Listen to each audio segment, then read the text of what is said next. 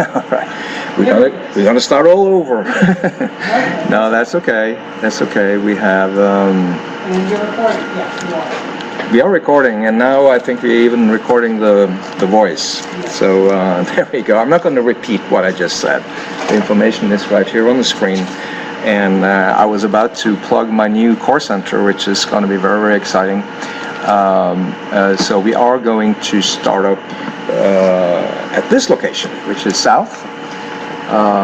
Wonderful little place called Orange Coworking. One of, there's so many co-working spaces here in town, and this is one of the cool ones. It's very creative, bunch of people that have their office space right there, and they also have classrooms and all the facilities. So that's where we're going to start up, and we're actually going to start up at the end of this month or early June.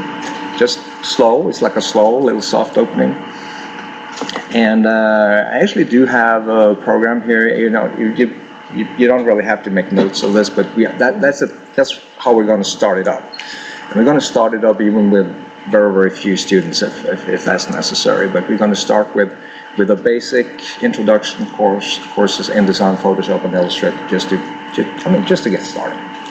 And we don't have much in terms of promotional stuff or website going as yet, because you are actually you that are here and everybody that is a member of the Austin Adobe user group are like, I consider you guys as a core target group for this core center. So you get to know about it a little bit ahead of time. And also, if you care to sign up for this little newsletter, we don't have a web page even yet, but I do have my personal web page, and there is a little button in there. So all there is Berglie.com. And there is a little button here to sign up for the newsletter, and that's how you will get to know about the courses ahead of time, and also, since you are members, new update. Yeah, it's called 2017.1, and it was introduced a couple of weeks ago, I think, or something like that. And how do you feel about that? Isn't it? I think it's a little annoying to get these new versions absolutely all the time, and especially when you're teaching, because you literally have to run through everything just to check, see what's changed, and they move things around a little bit, and they change a little bit, and if you compare these two this is the toolbox of InDesign before and after. This is before, and this is after. And I don't know how many designers they have engaged here to redesign every icon and symbol in the whole program for this. And you might ask why. It's called it's what they refer to as the Spectrum user interface, which is a new user interface, new design that all the programs eventually will be using. And this time around, it was InDesign's turn to get it. And our famous little arrows, the black and the white arrows, has lost their tail. I mean, how are they going to move around without their tail? And I don't know if it's even an improvement. And most of the symbols and icons are more or less the same. But that is actually the most significant new thing in the whole program. But every dialog box has been redesigned, and I mean, it's okay.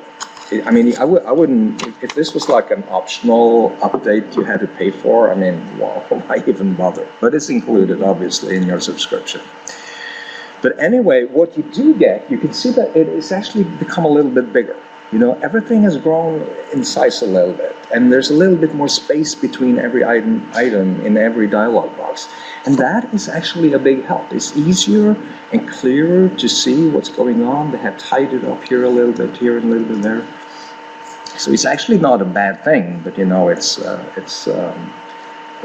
not like a well, I wouldn't be like running to do the update, but But the update, sometimes you do the update just to get rid of that annoying little reminder that you have updates, right? I think the pen, yeah, the pen is. I think it would have been better to type it over. Yeah, I was just looking at that. I don't Yeah. like that at all, at least from what I can see. Well, But they it's have a subscription. with Illustrator that did this a few months ago. So Illustrator has already done the conversion, and I guess Photoshop will be next. These are just tiny little details, but they will look more or less the same eventually. What is more significant, though, is the new document dialog box, and I think I actually predicted this, and that was not like a very complicated thing to do. So if you go here and do I use the shortcut, since you are watching what I'm doing, I'm going to do the menus here instead. I do the File, New, Document, right? And you get this, a totally new and redesigned dialog box here. And if I'm, I guess maybe I should ask you who's actually using InDesign here, because are you familiar with the old one? Yeah, some are. You have a comment? A little bit. I'm noticing that it defaults to some old print of Pica 51P0, not unique inches. Oh. I think I know that I have to go into my preferences and change yes. that, but it looks like I have a feeling I haven't customized it. Yeah. Let me say a few words here. By the way, I'm using the full screen presentation mode of InDesign as my presentation tool today. I don't really use PowerPoint much anymore, because I can use InDesign for this. Just switch to Shift W to go into full screen mode. And here I actually line them up right next to each other. This is the old dialog box, the old new document dialog box. And this is the new one. So it's a considerable change. You can actually go in under preferences and actually switch. You want to use the legacy one, and then you will get the one on the left. That one hasn't changed at all. Now I know this is a little small and maybe hard for you to see, but there are a couple of interesting changes. First of all, not too long ago they introduced a little preview. You can check preview and you will see your document even before you click OK. That is missing. That is gone. You don't get that anymore, and I don't even know why. And then what you got instead is this little thing, which we actually discussed 2 months ago when I was doing my previous InDesign presentation, that you're actually not able to select a unit or measurement while you're setting up a new document. But that's something they have added here to the new dialog box, new document dialog box. And another thing which is really annoying for me is that you have the margin settings here, top, bottom, inside, and outside. They change. You can't really see it. They change the order. If you click here, margins, you will see they change the order of them, which is you have it's like you're having top, bottom, and then inside and outside. So when you're used to typing in those core values in quick and tab between the fields, you're going to get it wrong. I'm sorry, I can't see. What is that panel on the left that you're pointing to? What's it called? How do we get it open? This? Yeah. The question is, what is the thing on the left? That is the new document dialog box that used to be, and the circle is around the preview option. And that's you can gone. preview. The preview is gone. I mean, the preview is not present here, right? So, so there are differences, and there are some, improvements. Especially this thing that you can actually select the unit of measurement as you change it as you're setting up your document. Which I have no idea why they haven't put it in here a long time ago. But on the other hand, this preview thing that some people think is kind of cool is missing at this point. So let me open up the real one here, because the real significant, the thing that's really new about it is that it hasn't happened since the last time InDesign shipped with templates that you could use was actually CS4. That is a long time ago. So what you get here now is actually, and they're stored in the what's it called? Adobe stock repository. That you can search and buy photographs and illustrations. Now you can even download templates here. So these are print templates. You can select one. You can actually see a preview like this and flip through it here, what's in here, you know, and you can click the download and it will open up as a document on your screen, on your computer. Karen? I just went to the web and I'm really surprised that there's very few choices. It looks like there's 800 by 600, which is like 4 years old. Yeah. And I don't see anything else. Well, but what happens here is you have to actually stay here a little while, and these little previews of the templates are actually downloading in the background. Oh. So you need to be connected to the internet to do any of this. Oh. Well, of course you can. These. Oh, I see. There's a view all presets. Yeah. Oh, okay. Yeah. View all presets. Yeah. So there's all kinds of samples here, and one significant thing here, which is we need to make a note of, is that they're free, which is good, but the presence of the word free indicates that they may not always be free. You know, there will probably be templates here that at a later point that will actually cost money to buy. But it's cool, and it's a big improvement. There are templates. The old CS4 templates are actually available over at the InDesignSecrets.com. You can just Google InDesign Secrets free templates, and you will find all the old ones that are still actually pretty good. And I have been looking around here a little bit. I haven't had a time to review all of these templates, but you know, they're pretty good. Some of them are a little bit over the top, like this one. But no, that's not the one I'm talking about. I'm talking about the similar one over here.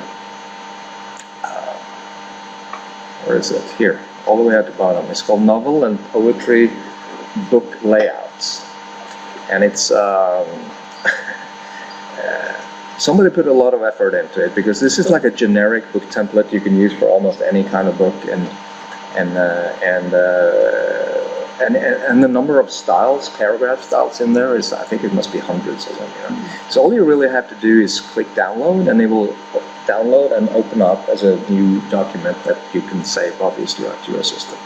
So that is a good thing. But yes, it's actually very good, and you can spend a lot of time here just, just investigating and sampling all these documents, and you can see the preview is pretty good. You know, pretty good and detailed preview here. So even before you decide to download it, and then you can download it and save it to your hard drive and just exchange the contents, you know, and update the contents to suit your needs, and also change the paragraph styles, obviously.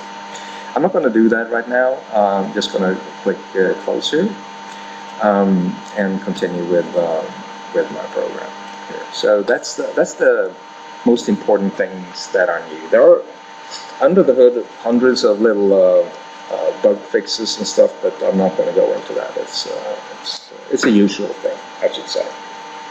Now, the topic last time I was here was setting up documents, and we did all kinds of brochures and trifolds and well, we did a CD booklet and also business cards. I just wanted to add a couple of comments to this. Is a document, and I didn't even remember exactly how far I got with my program last time, but I think this was the last one, and I checked the video, so it's almost more or less like that. So this is after I set up and created my business cards, I wanted to print them. And I wanted to print them on sheets like this, you know? You've probably seen them. Where's the, yeah. This is my, this is an Avery thing you can get everywhere, even at Walmart and wherever. I think this is, got a number here. It's 10 business cards. And they're actually already cut up, but they're cut up in a way that you can actually print it on, in my case, on an inkjet printer. And then you can just fold here, you know, and you can, I was actually planning on sunning it around. And if you want my business card, please just break it up. Take one? Yeah, just take one. I have one. Feel free to break them up. Whatever's left up. Whatever's left when you have help yourself, I want that. Anyway, so what is the point of showing this at all? Well, if I zoom in here, and I'm going to turn on the high resolution display here so we can see more clearly what it is, because when it looks blurry like it just did, and it should be updating now because it will actually show this in a high resolution. This is just this is actually one InDesign document that has been placed into another InDesign document, and you can see it right here. It's in the links panel. It's actually so even though I have like 10 up, 10 on every page, front and back, it's basically only one business card. So what I'm going to do here, I'm going to do the edit original. If you know the edit original command that you can do on pictures and graphics, Illustrator and Photoshop stuff. Yes. When you said you placed the InDesign document in place. Yes, exactly. Yes. So yeah, I can show you how it works in a minute. But what I'm going to do now, I'm going to select the edit original command, and what's happening is it pulls up that already designed document, so I can actually edit it. And I tried to do this 2 months ago, and I was thinking it didn't work the way I wanted it to. So this is the front and the back of my business card right here. So since I'm well, and I probably should add a little comment here. I'm using my my vintage laptop for this because my new one has a little problem communicating with the projectors here. This is really slow slow computer. It was supposed to, it's running Windows 7, and it was supposed to be a CS6 computer, like forever, like a time capsule. It's running Office 2010, But of course, I switched, so I had to update all the programs here. So it's a little slow. That's all I'm trying to say. So I'm going to change this because I don't want to use my my full name here. Nobody understands that middle name anyway. So I'm going to, So if you take a look over here, you can see that it's the full name. And if I click here, there's no text or anything I can edit because it's just an image of that InDesign document. Okay. So when I go back here. And actually, well, let me show you. Let me do this. I'll zoom out a little bit. So you can see that there's plenty of them. Okay? And of course, it was a little work to actually get them positioned correctly, to be printed correctly on that ivory paper. But anyway, so what's going to happen now when template for you to put in? Yes, but it's not correct. It's just trial and error. Over and over again. Yeah, you print. Listen, let me show you that in a minute. How wrong it actually is. But I didn't waste the Avery things. I was printing on regular paper and just holding it up against the window, to see that it fits. So what's going to happen now when I save this document with a change, and it's just one little change that I made over here. I'm going back to my other document and. Most of the time, yeah, actually it's updated automatically. Sometimes it doesn't update automatically because you just go over here in the links panel. Yeah, then you will get these little notifications here that the link has been updated. Just like as if it were a Photoshop document, except it's another InDesign. Yeah. So and it's cool. So let me just show you here. You see these. Red frames here. Actually, it's actually the black. Let me see. I think it's the black frames here that are actually the Avery templates. It's a little confusing. I put the templates here on a separate layer called guides here in the background. So these are actually the Avery templates. The black lines there. I can keep them on while I'm working because I selected that graphics and set is non-printing, so it doesn't print when I go to send it to the printer. Oh, it's yeah, I should remember that. It's over here somewhere. I wasn't prepared for that question. I don't remember exactly where it is. It's is it? Let me see. Yeah, I'll I'll answer that in a little while. It's a simple setting. I haven't done it. Yeah. But anyway, so when I do a preview here, it doesn't show because when it's labeled as a non-printing object, it will not show up when you do a print preview like this. So there you go, and it took a little while, a trial and error to get them, make sure they fit the way I want them to fit here, but the result is pretty good. It's not perfect, but it's good enough. And the cool thing is, so what you actually do here, if I start a new document here, just to, I'm not going to go through the whole process because I did that before. I'm just going to go here and select print. This is a little unusual, it's, you need to go over here, select print and select letter. So it's more clicking than before to get the same result. So I'm just going to create it here, and the way you do it, you just do a file place. And you can select any let me see, I need to go to, and yes, it is a Norwegian version of Windows, so please, I'm not going to try to translate for you, but you get it. Let me see, where is it? Here. So here's my, it's actually down here.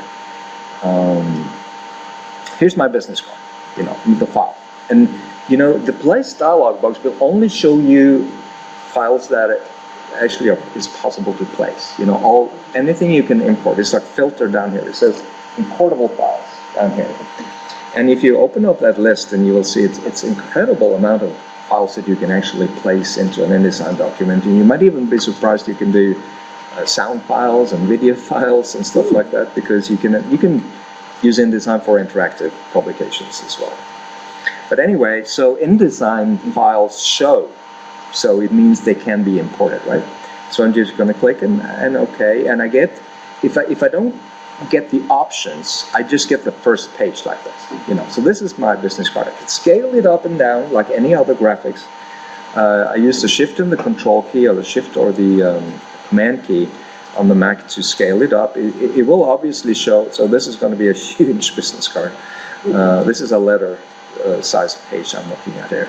I'm going to turn on the, as usual, you get the low resolution preview like this. So it will print fine, and you can go up here on the view to the display performance and turn on high quality display, and it will actually display correctly.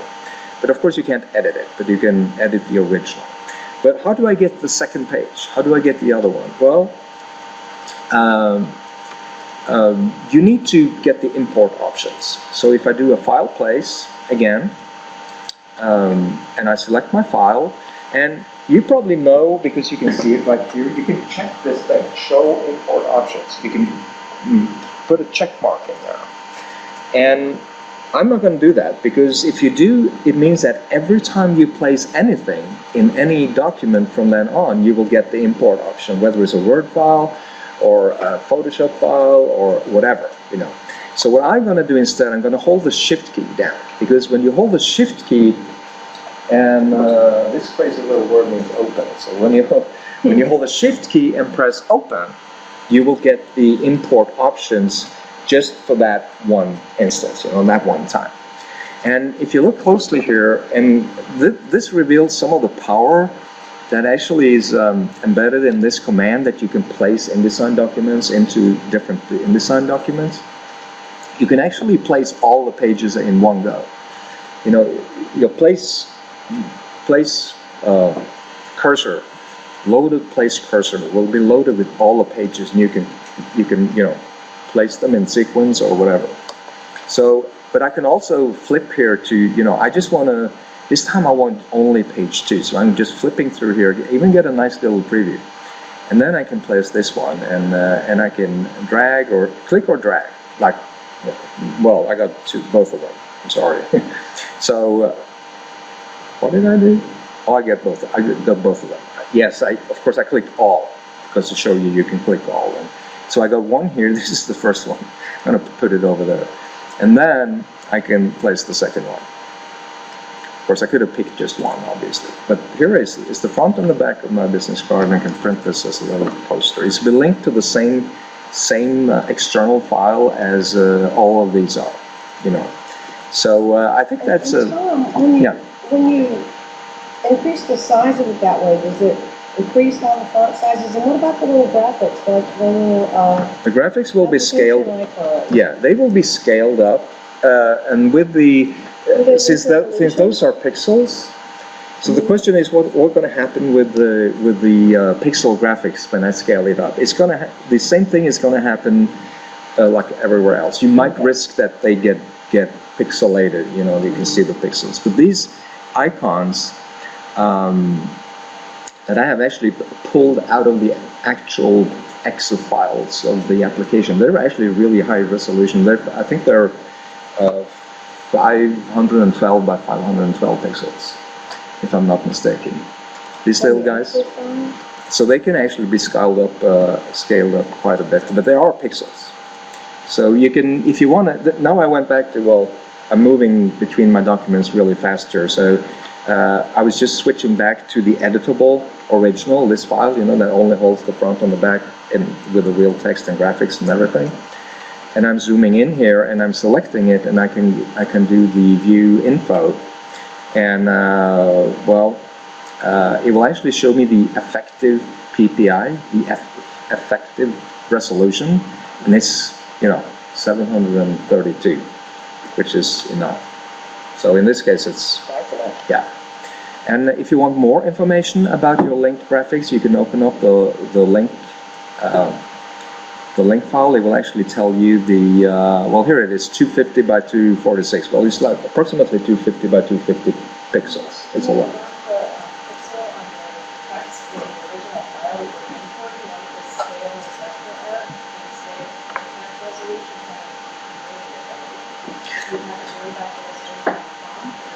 No.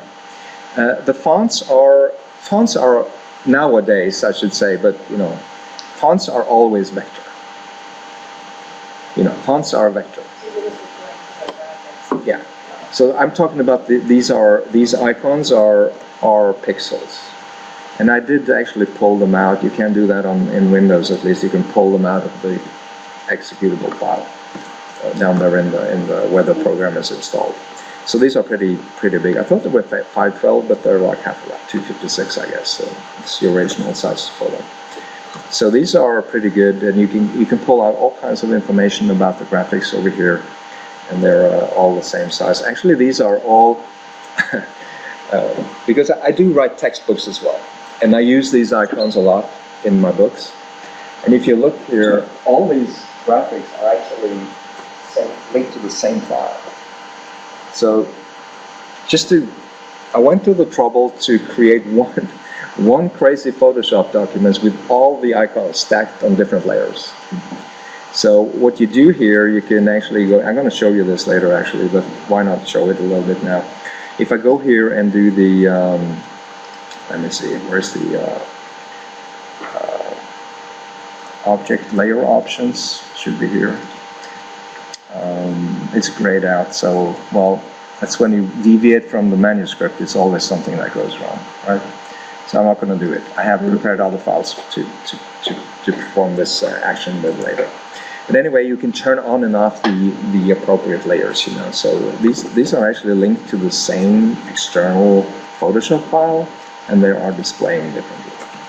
That's a little bit off topic, but we are going to talk about that later today, if time permits. But because they're linked to the same Photoshop file, you actually didn't store that many files, or just linked them. It's only one file. It should be, let me see, it should be over here. Thanks. Yeah, there's my file. I don't have Photoshop running at this point, so I'm not going to open it up, but we can take a look at it later, because that's exactly what we are going to talk about. You mentioned that you've got them on different layers. So Yeah. when you import it, how do you indicate which layer you want to appear in the box? Exactly. Yeah. It's, I was actually going to show you that, but for some reason it's not showing up here. And I got to say, probably shouldn't be complaining about it, but I have had some display issues with this new updated version of InDesign after they redesigned everything. I think there are little display issues there, so it might be something like that. But it's what you basically do is you just select the graphics and you have this command called object layer options. It is grayed out here. So, but I do have prepared other files to demonstrate that very same function a little bit later in my program. So I'm surprised it's grayed out. It's not supposed to be grayed out. These are linked to the same file, and there's. Oh, that's a vector. That's another InDesign document. It's actually it just I'm sorry. It's actually pixels at this point. But, oh, it's the here you actually got it, but that's an InDesign document, so that's a little different. But I can turn on and off. But this is what it looks like. So I have a little thinking to do here while I'm talking to figure out why on earth is not the object layer options showing. I don't understand that. Well, enough said. I think this should take care of it. So think about it. It's pretty.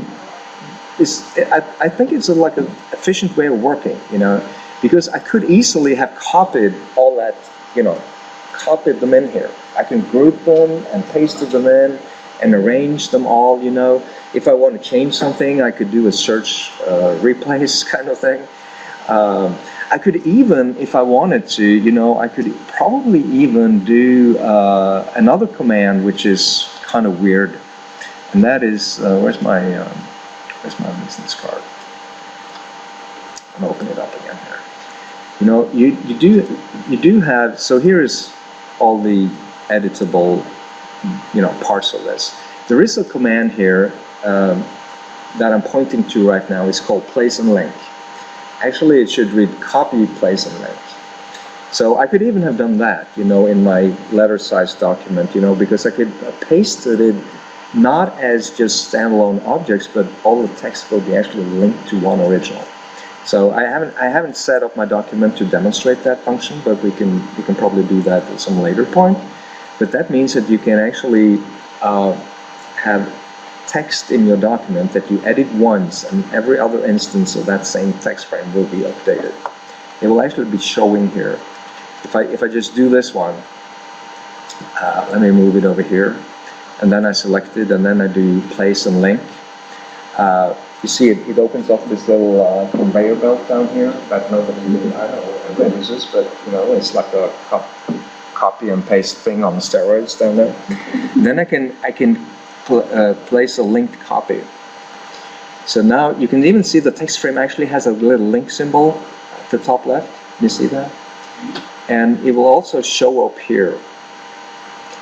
I said I wasn't set up for it, so I was not going to demonstrate it, and then I'm doing it anyway. That's the way it is. So you can see here, actually, it even shows up in the links panel that these text frames are actually linked inside my document. And that means that if I edit the original, and you have to remember which one is what frame is the original. If you turn on the visibility of frame edges, like I have here, you can actually, you see that little link symbol, like I said, over here at the top left. But of course, if you don't display frame edges, you will not see that. So let me put my name back here, and you will see immediately this little triangle shows up here, because it says this frame, and even the link becomes a yellow triangle. You see, something's going on here. It's changed, and this could be like 20 copies or whatever. And I just go here and I click update, like with any other link, and you will see that it actually updates like that. It doesn't change your original, right? No. Oh. The original is linked to the same? Yeah. Well, I'm probably confusing you a little bit here because I'm showing two different things. But if I save this now document, which I'm not going to do, this document will actually change. So the original one is important to change if you make a change in the first one and save it?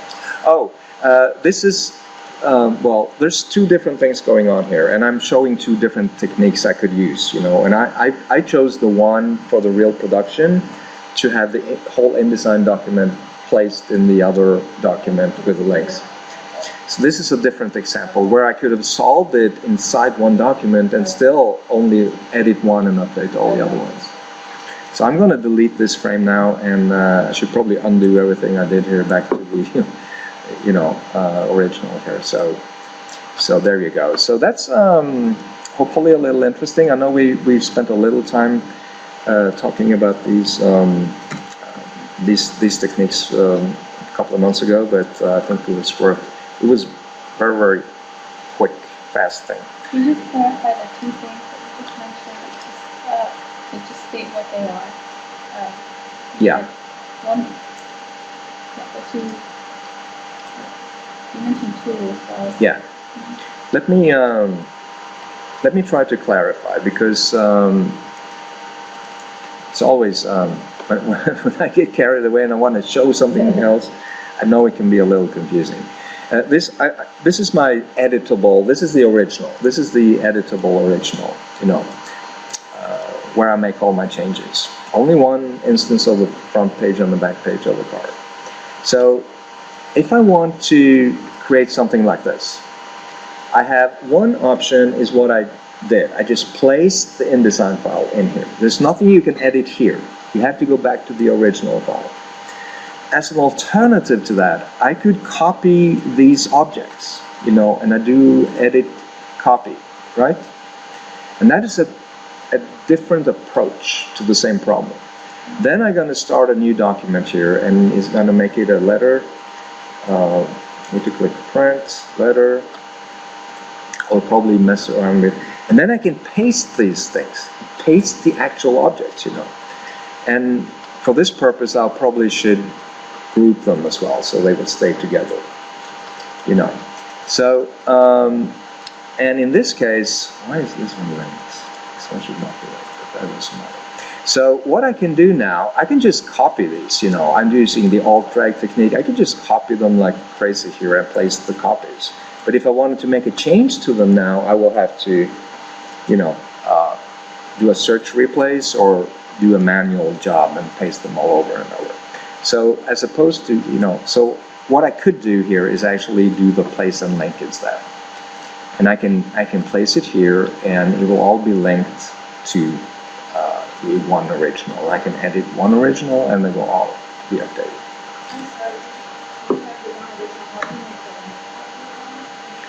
You select the object, and then you select this command. It's called place and link. Yeah. So let me Select the object from the hard drive. No, listen to this. I'm going to try to, I'm sorry if I'm confusing you guys. Here's the text frame. A normal, wonderful little text frame.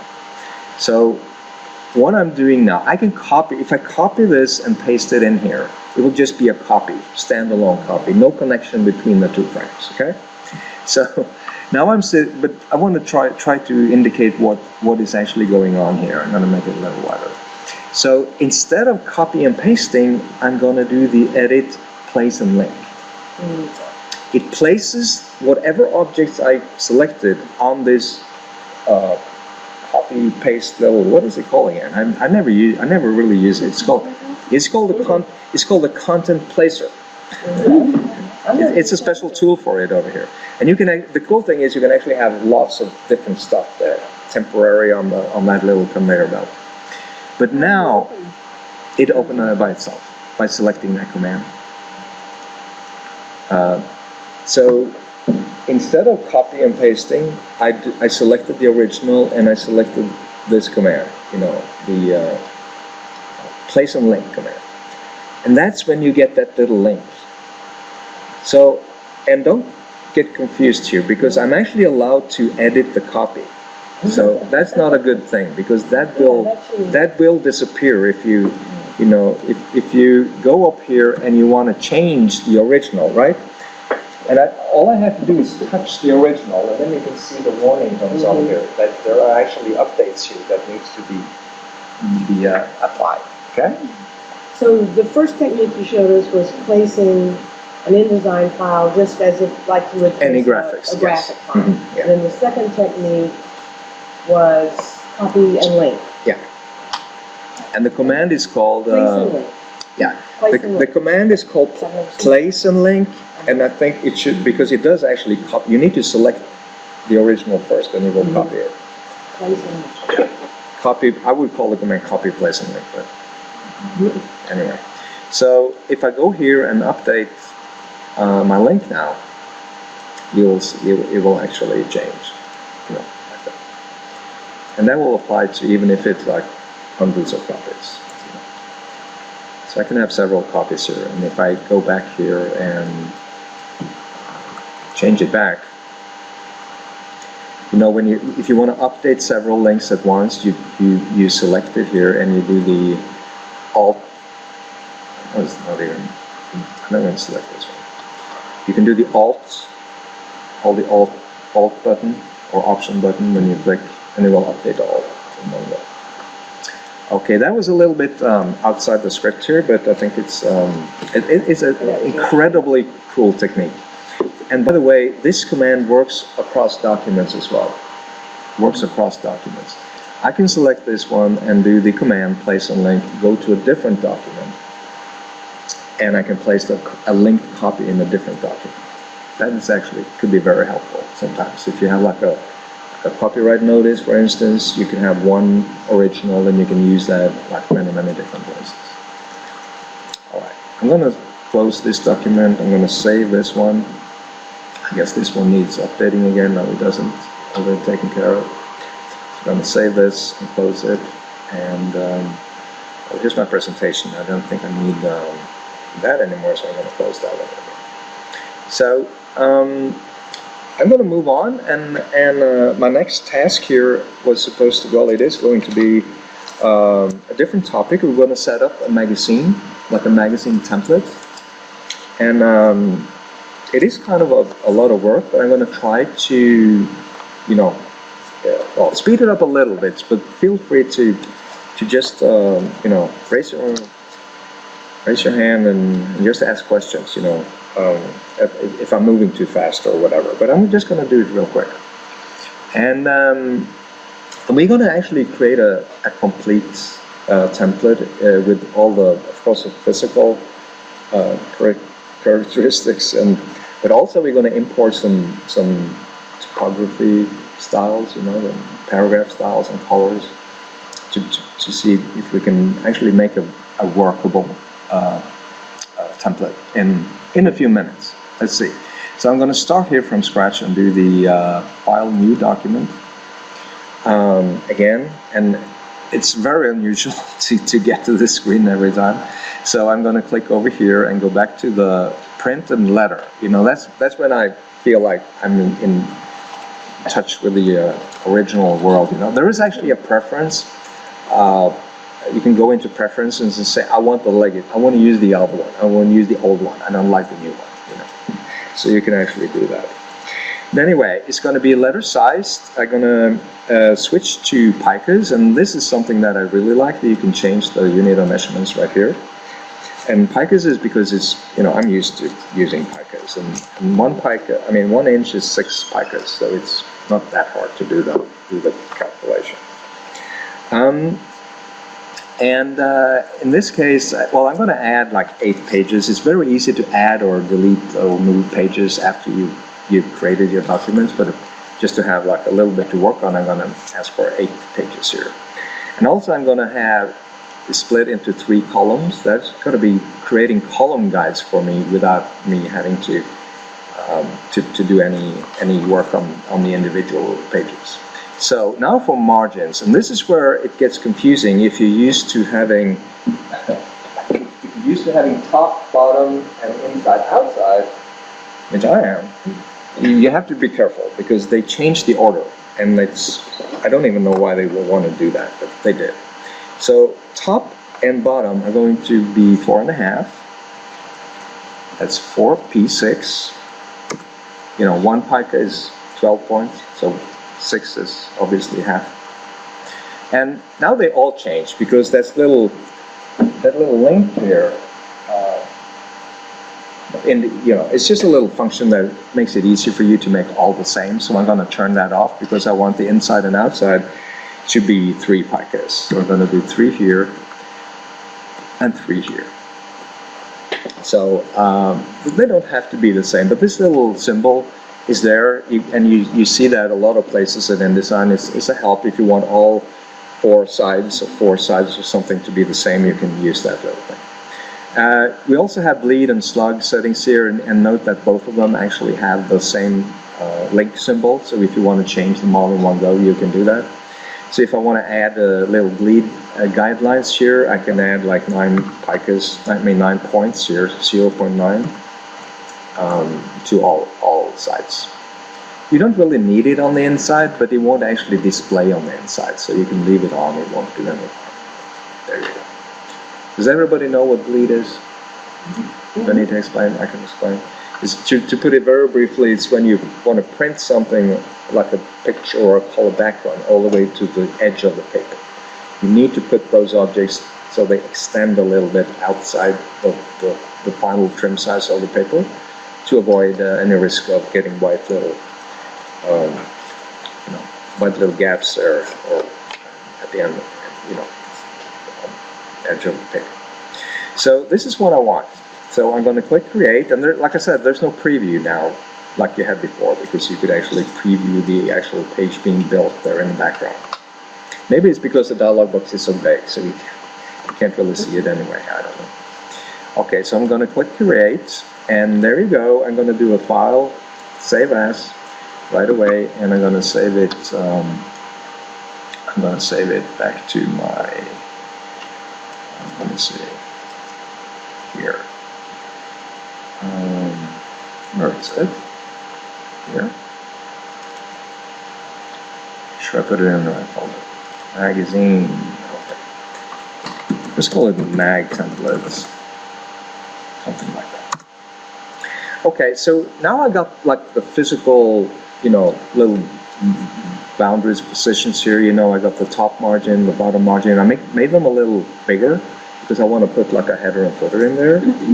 And if I look in the pages panel, you will see that I actually have 8 pages in here. You probably know this. You can change the look and feel of the pages panel. You can go here, and the standard is actually to display them vertically like this. So you're wasting a lot of space, or you can make it narrow like this. But what I like is to view them horizontally, and sometimes I even go in here and go to the panel options, and I want like bigger displays, so I can see better what they actually contain here. So there you go. So pages panel is very flexible, and you can see there's spreads here, and they're all empty, nothing here. So next step will be to add a header and a footer. And if you want to add something that's going to be used on more than one page, that's where you want to go and work on the master pages. So I'm double clicking here on the A master.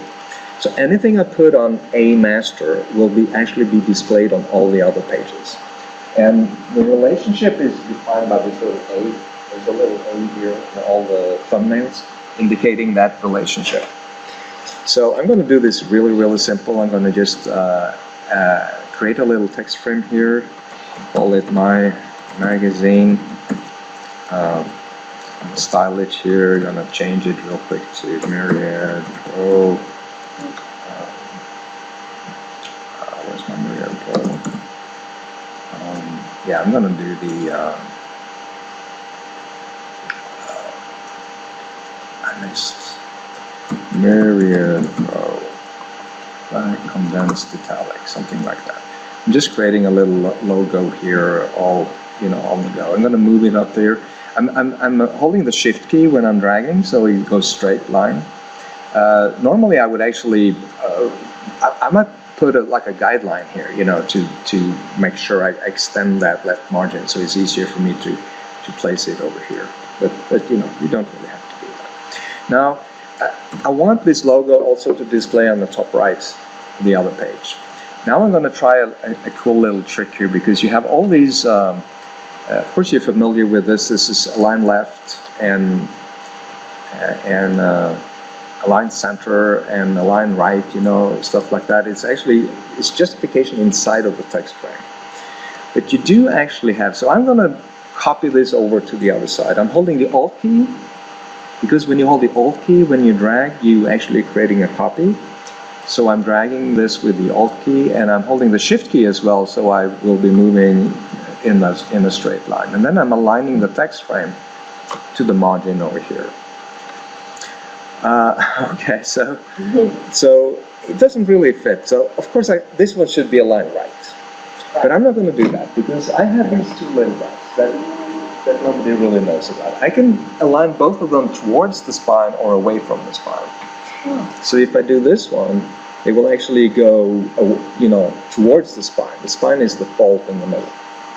Or I can do the other one, which is actually so they go automatically away from the spine.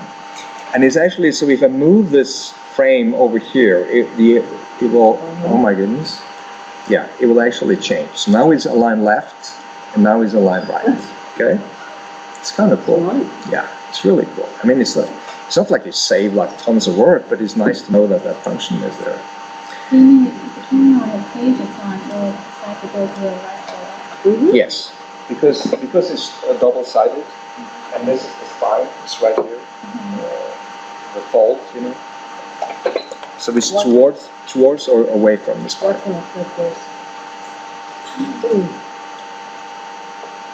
Yeah, I've always seen that, I've never used them. Okay, so I'm going to be real lazy here. I'm going to select my two text frames, and then I'm going to copy them down here. Of course, you normally don't want your logo that many places, but I just want to add some page numbers here. And the automatic page numbers is one of the longest commands if you want to write it down. It's like, there it is. It's type, insert special character, markers, current page number. And for good measure, there's a shortcut to insert it, and that's a long shortcut. It's like all the three modifier keys and then M. But anyway, that will give me, since I'm on A master, it only displays an A. So I'm gonna have it real big here. Normally I wouldn't have like 22-point size page numbers, but I want to do it nevertheless because I want them visible. And then I'm going to zoom in here again, and oops, I'm going to do the same thing over here. What's going on here? I'm in the text frame. I'm sorry. There you go. What if we copy that from the other text box? Yeah, then that would actually, at this point, it will actually make a lot of sense. But I wanted to show the command again. But if I paste it here, you know what's going to happen? It's going to be aligned correctly, right? Because it's away from the spine again.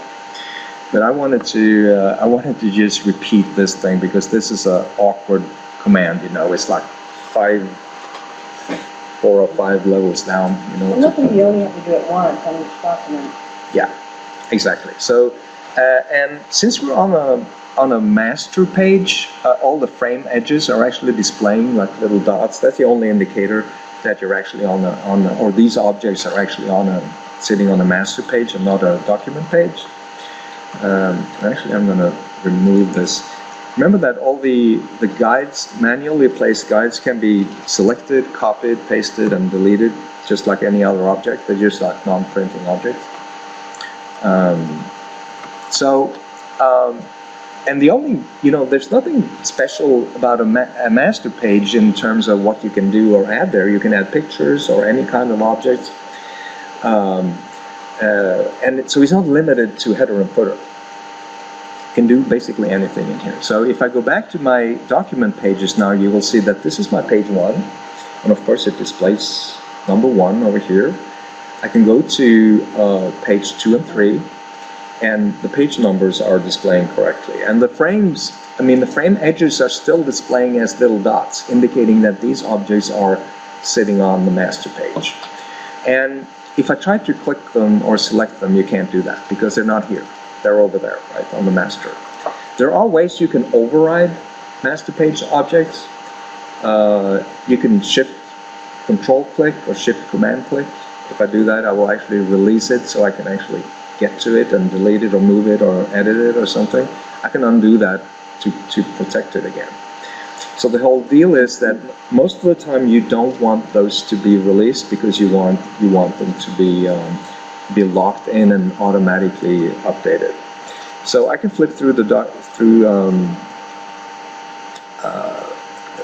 two pages here, 4, 5, 6, 7, and then page 8 is my last page.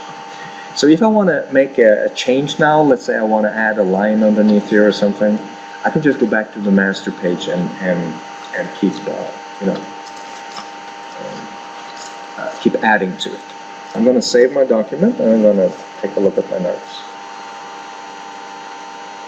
Yeah, so that's the first part of creating a template. The second part will be to handle typography, and the only way that it makes sense to work with type styling is to create paragraph styles. And unfortunately, InDesign doesn't ship with more than one, which is called basic paragraph. It's very similar to the style normal in a Word document. It's the style you're using if you're not really using styles.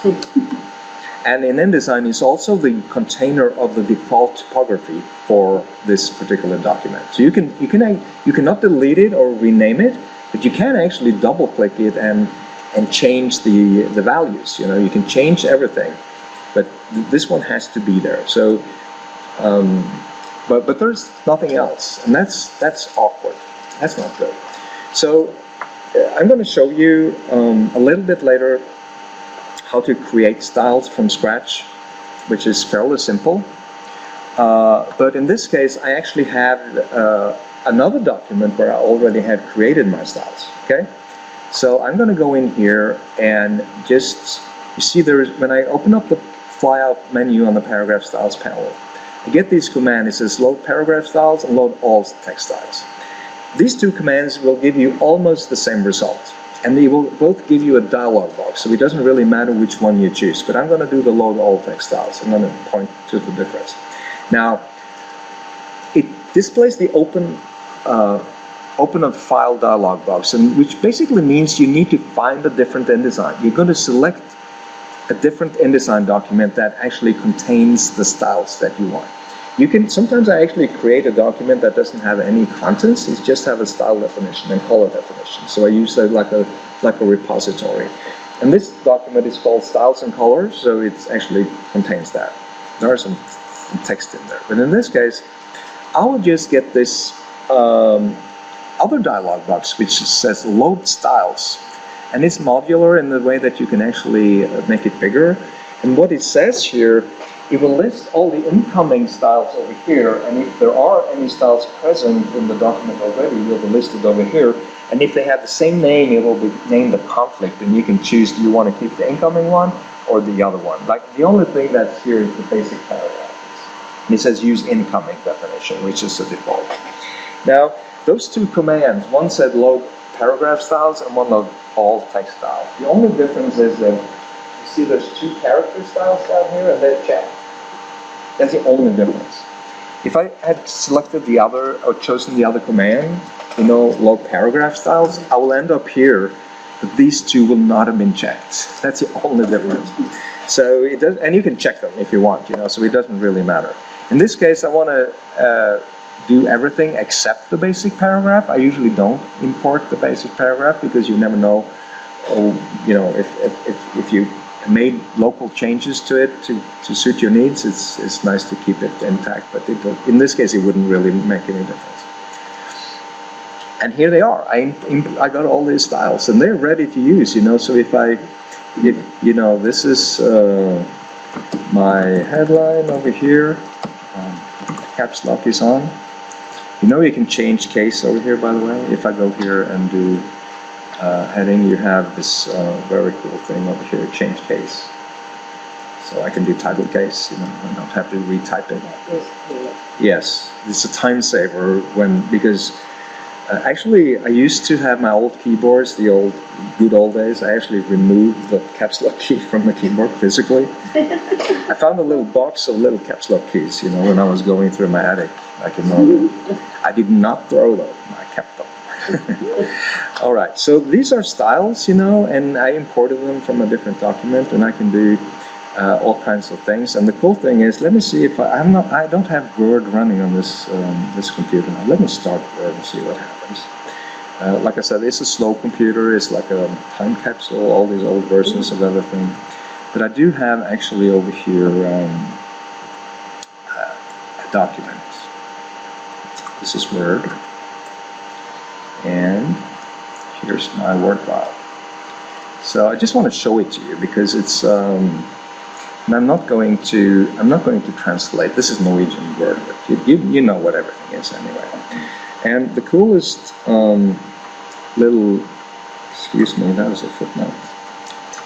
The coolest little panel in Word for me, I use styles a lot. This is called Use Styles. It's Shift Control S. It opens up a little thing. You can. One thing is that you can actually apply styles here. You don't even have to have the ribbon. You know, you can actually apply styles from here. But more importantly, it will show you whenever you click in the document. It will show you the name of the style. And of course, I wasn't able to reinstall the English version here. So it says headline 1, or heading 1, heading 2, heading 3. Body text and so on. Of course, it displays the same words in English. It's Shift Control S. It's actually here. If you open up, let me see if it's here, isn't it? Yeah, it's Command at the bottom here. If you click that little thing on the styles thing. Let me show you. Let me show you in the English word here later. It's not just you. My point being that you're using styles consistently in the Word document. It doesn't matter what they look like. You understand? Headline 1, headline 2, the body text and stuff like that. You can actually change it here in Word. You won't change a thing after you import it. I'm going to close the document again. You can't import open documents into InDesign. So I'm going to do a file place now. And I'm going to locate that, let's see. That little file is right here. I could actually hold the Shift key again and get the Word import options temporarily. That's a huge dialog box, and that could actually be a separate presentation just to talk about that. I'm going to use the default settings here, and I haven't really tested it here on this computer, so it's going to be exciting. But look at it. Look at that. Do you see what's happening here? It's automatic because the style names are the same as in the Word template. Get it? And even though, and that's actually under the hood in Word, because you saw they were displaying with a different display name because I was using, you know, happened to use Norwegian words. That's it's underlying. It's the H1. It's the same as the H1 HTML tag, right? It's meta information. Yes, it is a style name. That is, yeah, just like the HTML H1, you know, similar to that. So everything here got identified, and even my subheads here is called heading 5. You get the little pluses sometimes, which could be awkward because what it means is that InDesign is too loyal to the Word document. So because it does really import a lot of trashy or, well, some commands and functions in there. What you can do, you can select all and you can just remove. I click the remove overrides thing here and we remove all the pluses. But anyway, here you go. And it's kind of cool. It's almost done, you know, with no effort. But I see here, of course, what I normally do, I like to split. I'm going to select the headline here. I'm going to cut it. I want my headlines in separate text frames, so I'm just going to paste it like this. And I don't want the end of the paragraph sign over here. I'm going to make it smaller. And I like to have the sub. But of course, this is optional to split it like I'm doing now, because sometimes it could make sense to have them in the same text flow, you know. But I want my headline over here, and I want that. Well, I copied it now, so I'm going to clean it up later. And I want a little introduction thing here, and then of course I'm going to delete all of this, clean it up. And you don't want trailing or you know, these little blank lines at the beginning and end of text frames. That's something you don't want. If you want to resize your headline, yeah. Without when I did it, I was resizing frame the title. Oh, yeah.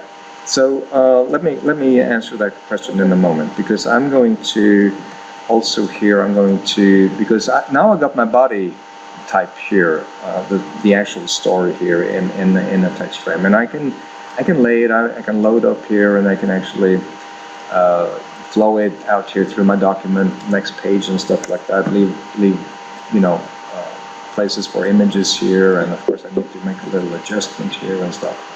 So to make it look good, there are a couple of things. First of all, it's people's tastes are a little different. You see, this body text style has an indent in the first line. Some people like that, even under a subhead like this, they still keep it. I think the Austin Statesman actually does that. And that's very, very old-fashioned for me, because I like to, that's why I created this other body text, no indent. No, so, but you have to do that manually, because there's no such function in Word, right? So I need to go here. I'm just turning off the indent here, the first you know, paragraph after the subheads. But that's of course optional. You don't really have to do that. They should turn off the button with that icon and the paragraph and styles. What's your question again? Why did you turn off all the fluff? Oh, because they're sometimes when we import Word documents, there's so many settings that may be used in a Word document that you really want to get rid of, and they come in. What you want is InDesign to take over control over the typography. You know, you want to remove everything. You know, actually, to be honest, the only thing you really want is the style name from Word, and you want to pass that over to InDesign. And InDesign, hey, I got the style with that name. Okay, let me take over and let me, you know, and I can go back to my Word file now. You know, and open it up again, and you will see it looks completely different over here, right? Blue headline here. This is one of the good old templates that were default in Word, you know, back in the days.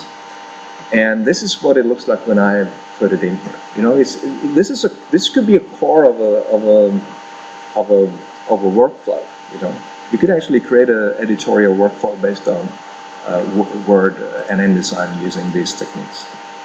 So we're getting there. The only thing I want now, and of course I could have this story flow onto, you know, to the next page and so on, and lay out my magazine. So that's the core.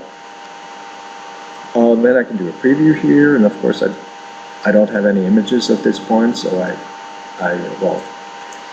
one thing I need to do manually here is to make sure I have a what's it called? Please help me. Baseline grid is called baseline grid. You know, I want the baselines of all these. That's the good one. Registration, I think it's called. For some reason, I think that. But look at it. I made sure, because I created these subheads with a little bit of space before, a little bit of space after, but the sum of that extra space equals the letter. So if they're lined up over here, they can still line up. But this one is not lined up with these guys, because that wouldn't be too far. So there we go. But I will have to take care of that manually. There is a function you can actually tie the body type to an underlying invisible baseline grid. That will be a little bit too far off script. Only lining up the bottom. As long as I line it here, I know that all of the other ones are lined up. The bottom baseline would be Yeah. Yeah. 3 columns. If I make sure the bottom line here are lined up correctly, I know that all the other lines above them will be also lined. So there we go. I'm going to save this again. Of course, if this were to be a template, I would remove all the contents. Now, I want to do one more thing before we leave this template alone. Well, first of all, I want to, you know, these standard colors. I actually got a red color here that was imported along with the typography, because if any of the styles, you know, paragraph styles you import actually is using colors, you know, those colors will be imported. But I can do, from the swatches panel, I can do the same thing. I can open the fly up menu and say load swatches, and I will find my document again, styles and colors document. It will not give you a dialog box. It will just import everything. So sometimes that's not really what you want. You get all of them, then you might have to go in here and clear it up a little bit and tidy it up later. So I would have wanted a dialog box there. I can check and uncheck colors, but this is, so now I got all these colors. I got the CW red, I got CW gray, I got the ocean blue, and everything is here. And of course, what you could do if you're not using them, you can go ahead and delete all these guys because they're basically in the way anyway. They're not very good. Okay, so what do I want the colors for? Well, I was thinking I wanted to create one more master page because you probably, there might be different kinds of pages in my magazine that I want to use for like special features or special types of stories or special topics. So to complete this, I'm just going to create a new one. So I'm going to go up here to the flyout menu on the Pages panel and choose the command New Master.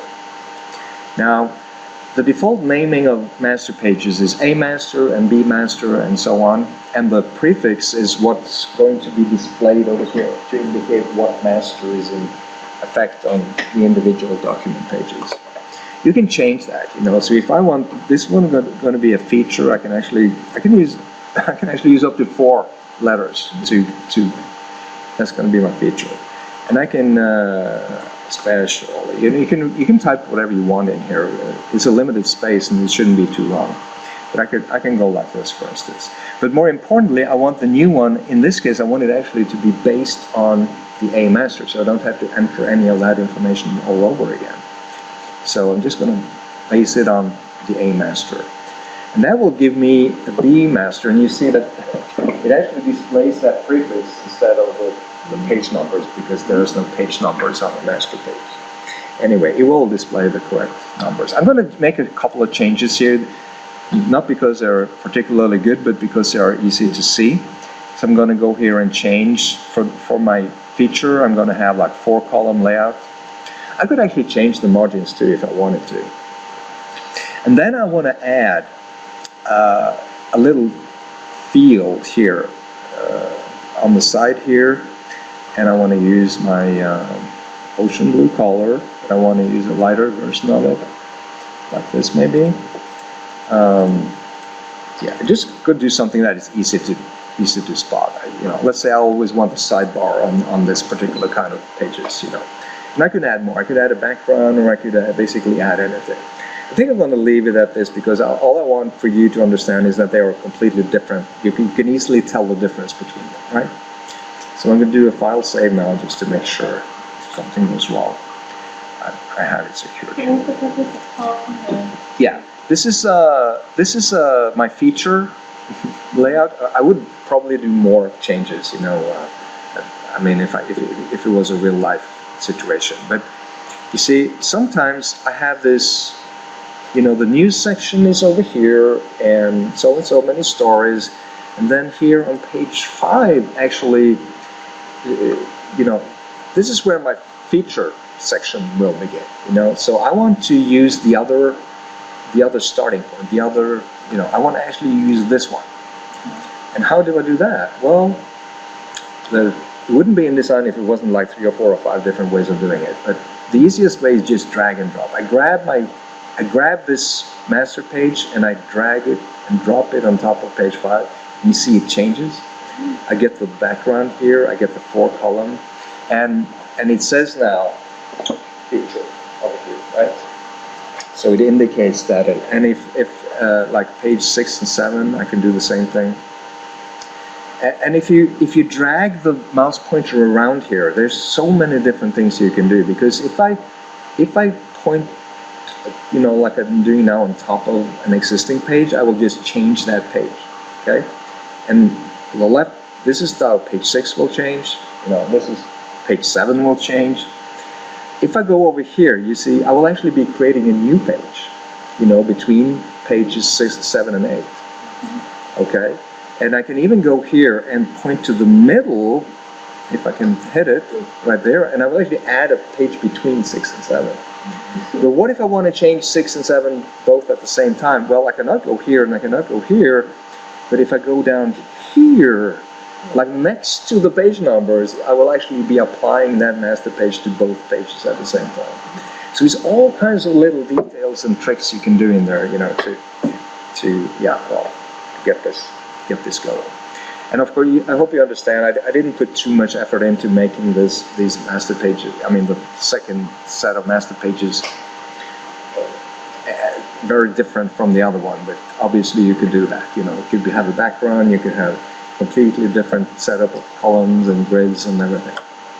And even logos and objects and images and everything. You can put anything on a master page that you can put on a regular document page. Okay? So leaves one question. What about the front page? I don't want to use a if this is going to be the front page of my magazine, I want to detach it completely from you know, any master page. And one thing you can do, I told you you can shift control click or shift command click on any object to release them, so you can, for instance, delete them. You have a command here as well. It says override all master page items, which will release all of them in one go for the whole spread. But in this case, I'm going to make it even more easy for myself, because you see there is a master page called none here at the top. Nobody really notices it. So. But if I drag the none and drop it here on page 1, it all goes away right away. And you see even the A, there is no indicator here about it. So it's literally not linked to any master page. It does inherit the columns, because got to be a definition of columns, but I can go in here, let me see, I have to make sure I'm on page 1, double check that I'm on page 1, and I can go in here and actually change that, you know, if I want to. 2 picas here, all around, no columns, just a starting point to build my front page, you know. So now this is completely different from the rest. And I do an exercise like this very often when I teach InDesign, and you know, when you learn something new, you want to use it. So people say, why don't you create a master page for the front page? No, we just learned you can need to make master pages. How cool is that? And of course you could, but the whole strength of master pages is if you're going to use it on more than one page, right? You're going to use it on several pages and change that as you go. And the front page is only one of them. So, you know, so that's why it doesn't, you can do it, but you wouldn't gain that much in terms of productivity by creating a master page for the front page. But you know, nothing's stopping you, but you know, it's not much to gain. Okay. So hope this is making some sense. This was the biggest one, because this is literally creating a complete template from scratch, you know, so it's, all the elements are in there.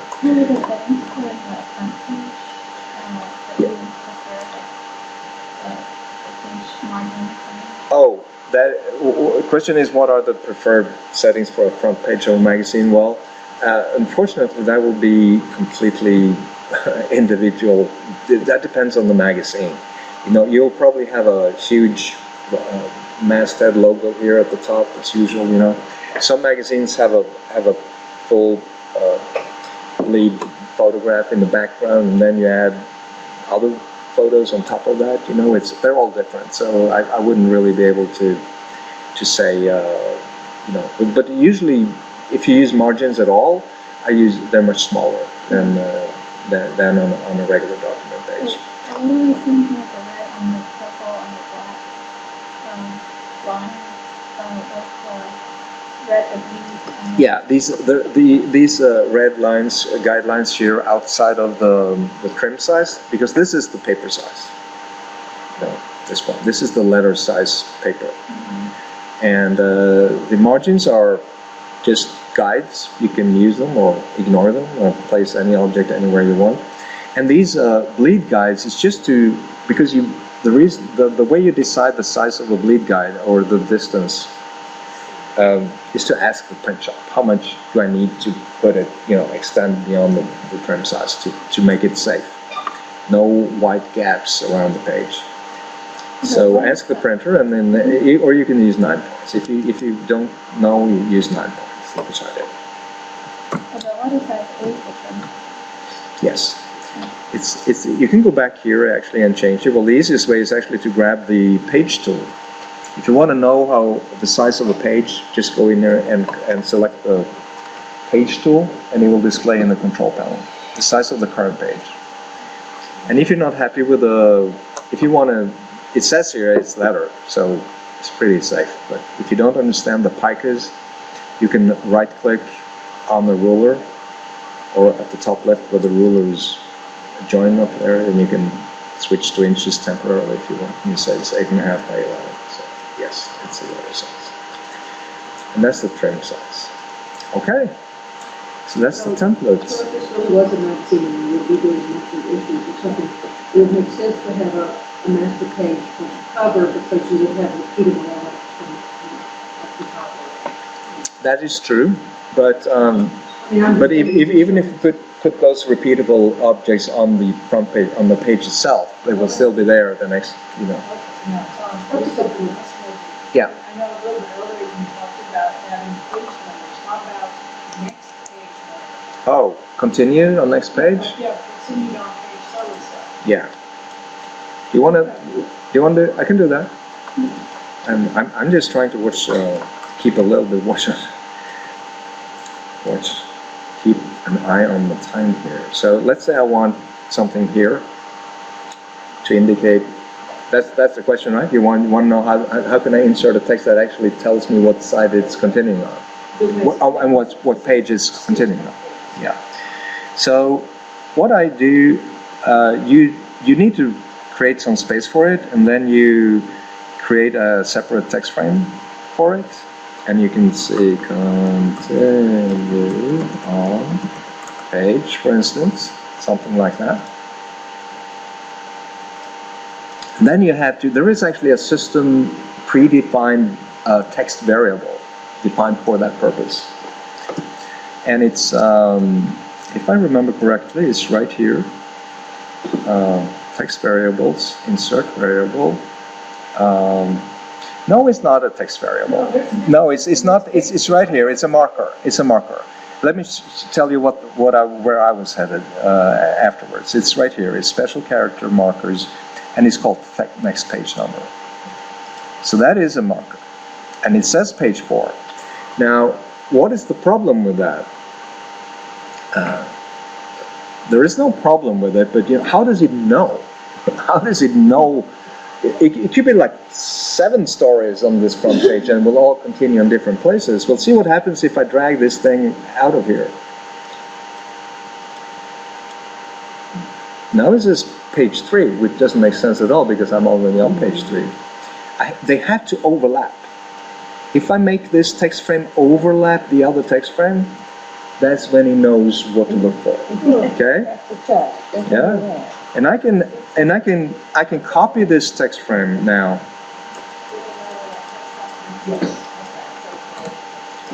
And I can actually go here, and I can well, of course it shouldn't be continued on. Anything is continued on.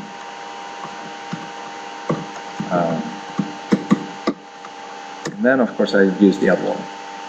Type insert special markers previous page number. Okay? And again, it will only display the current page number until you make sure they actually overlap. And of course it's not working when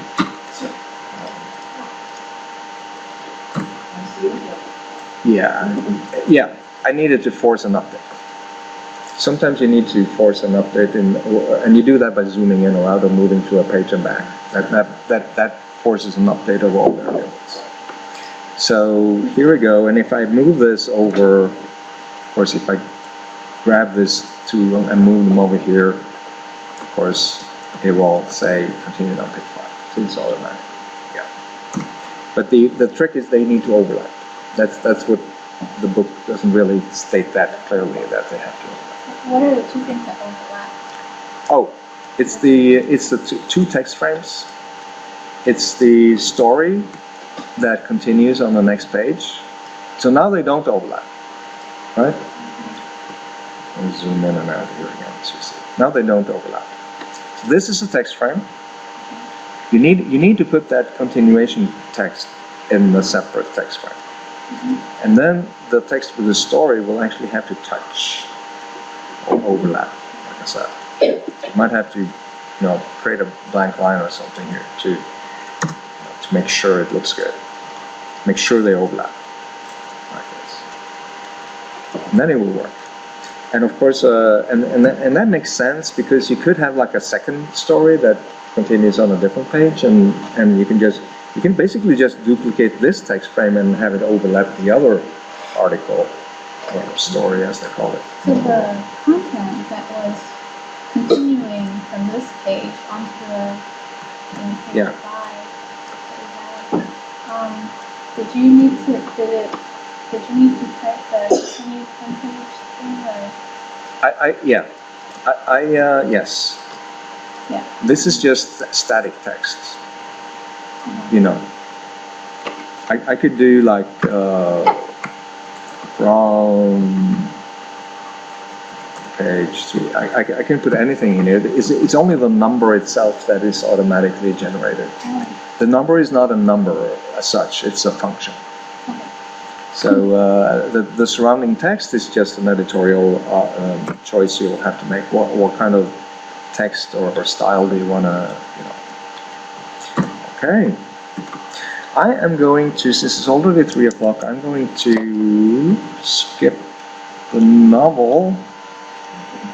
I'm going to skip the novel. Here's my novel. And I'm going to skip. It really? It is not a real novel. This is the end file. I did plan to actually create this one from scratch as well.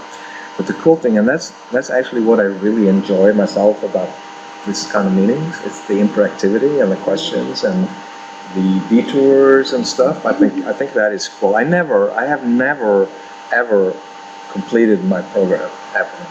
It can't be done. I mean, because I'm easily derailed. I love little digressions. But this is my novel, and didn't I tell you I'm fluent in Latin? Oh, Yeah. So yeah. So there's a lot of cool things I could tell about this novel, but why don't we save that for a later occasion? We can, because the routine is basically the same. You set up the document, you define the margins. I add the page numbers here. What I did here is actually I told this particular style. There's not many styles here. I only need 2 styles for my novel. Probably will create a couple of other ones.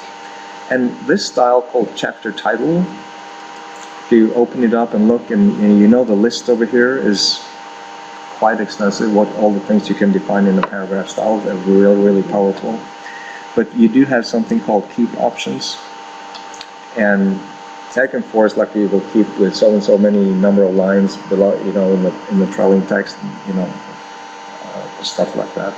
But the cool thing is you can also see, I'm just telling you this paragraph has to start on a new page. So even though this is actually one flow, you see it flows here from the end of this chapter down to the next chapter, but since InDesign knows that this particular headline has to start on the top of a new page, I could even change that, if and some books are like that. Most of the books that I have created, the chapter cannot start on top of any page. It has to start on the right-hand page, So I can go in here, open up the style definition. I'm going to turn on preview. Let me see, keep options. Can we see it here? It's not easy. Let me go like this. See all the options you have? Quite a lot of them. Next column, next frame, next page, next alt page, next page, right? So I can actually force it over to the other side. If I say next odd page, it will just jump over to, it will leave this page back. Because, it's an editorial choice, a design choice. If chapters are allowed to start anywhere or on top of a page or top of special type of pages, I'm going to cancel all of this and it will jump back. And of course, if I didn't use that function at all, the chapter would start right here. Okay. So I'm going to leave that, save that for later.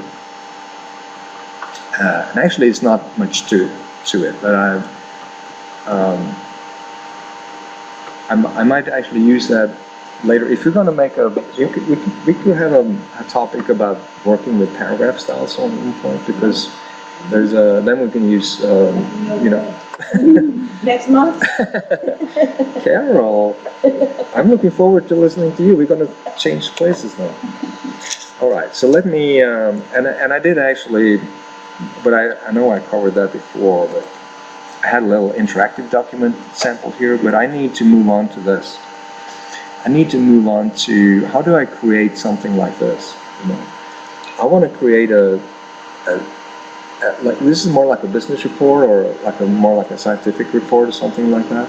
I want a little sidebar here, stuff like that.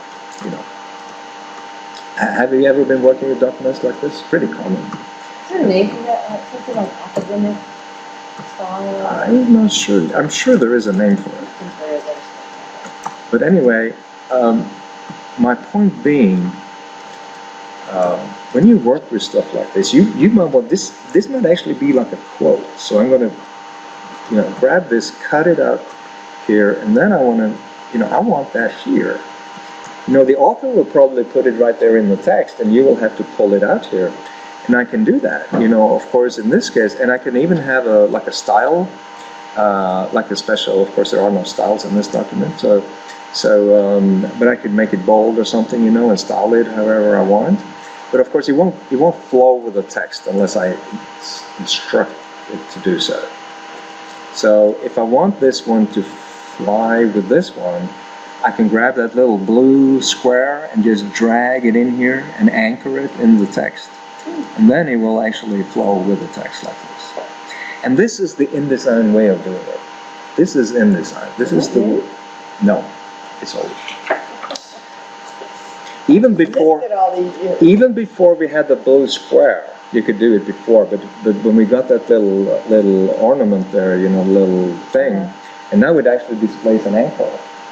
So you select it and then click on the blue square and drag it over to the rest of the text. Yeah. So let me, I can do it again. Let's say I have a quote here. Maybe I want this one to be the same way. I can go in here and I just create and it could be a picture. I mean, it could be anything. So you just cut it out? Yeah. Well, it doesn't matter where it comes from. You can type it in or do whatever you want. And let me do this. Just to show, I'm going to do it italic. This is going to be a caption. We can double click these handles. Double click the handle to make it fit the text. I'm going to just place a little, I think I have some images here. Pick one at random. Shall we do Bill? Yeah. No, let's do hat. I want hat right here.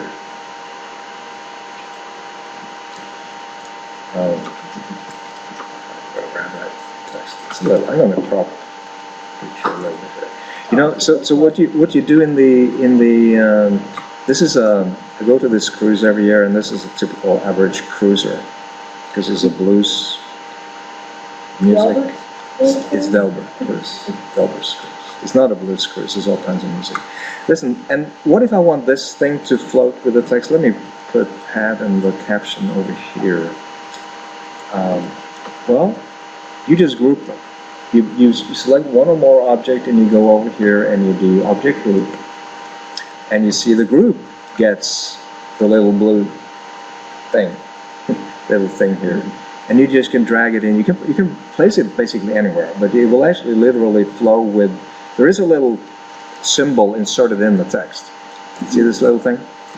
I turned on, show hidden characters, the little yen sign. I mean, that's where it's. I don't know. Actually, I found a font with all those that actually has all those symbols in them, and so many symbols. I have no idea what they're for. But you can even turn on here. If you turn on text threads, you can even get a line in, from the anchored object, which is the group. In this case, it's anchored object. So you can tell. So, just curious, if you have this in some sort of soft format, like a PDF or something, and you're using an assistive technology to read it out loud to you, Yeah. will it read in order with those things? It should. It should actually get to this point. So in that case, I think it's important to actually anchor it at the beginning or at the end of the paragraph.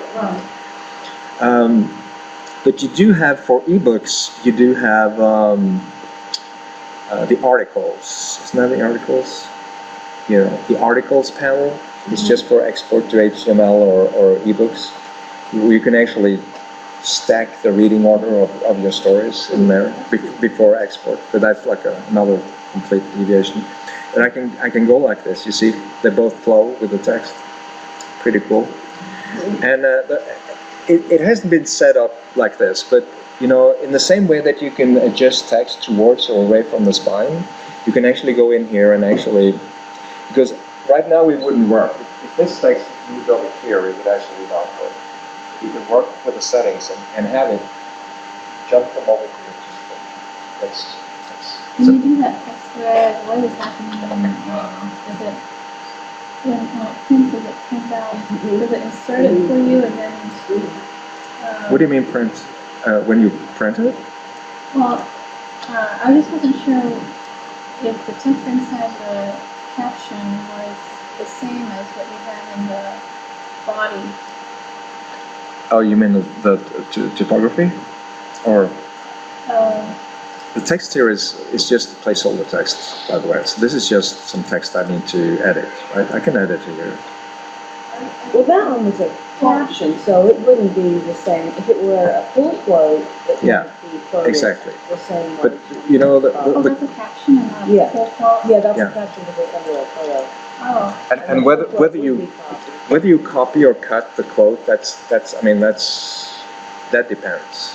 Yeah, I was just confused because I thought that you were doing something that was already quoted and restating it like they do in education. Oh, that's What that well, called. this is just this is no real text here. It's just placeholder text. In this case, this is a full quote. In this case, this is a caption. So it's just placeholders. But anyway, if you want to, of course, that could be a topic because that is actually kind of cool. If you Alt double click, a lot of places in InDesign you can Alt double click, and you Alt. Actually, in this case, it's not one click, but you can Alt double click. Is the same as Edit Original, by the way. All these settings, I'm not going to spend a lot of time here, but if I work with these settings a little bit here, you see, it could be aligned towards the spine and away from the spine and stuff, and I can get actually to jump over and to display correctly here on the other side. So I'm just going to point to that panel here, and it's over here. Anchored objects options. That's where it is. So there you go. I need to move on here because there's one.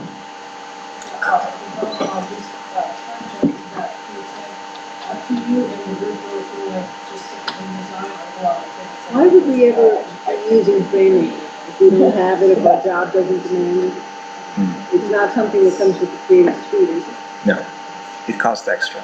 It's a part of the technical documentation suite. It's a separate suite. It's well, let me. I don't like Windows 7. I like Windows 10. I don't like Windows 7. It's called. Donna, don't you teach some of the other items in the Adobe Tech Suite? The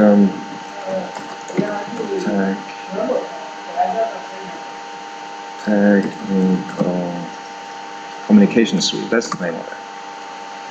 Here it is. So this is a different suite. So I'm actually going to ask you now, because I'm, as always, running out of time, and that's okay.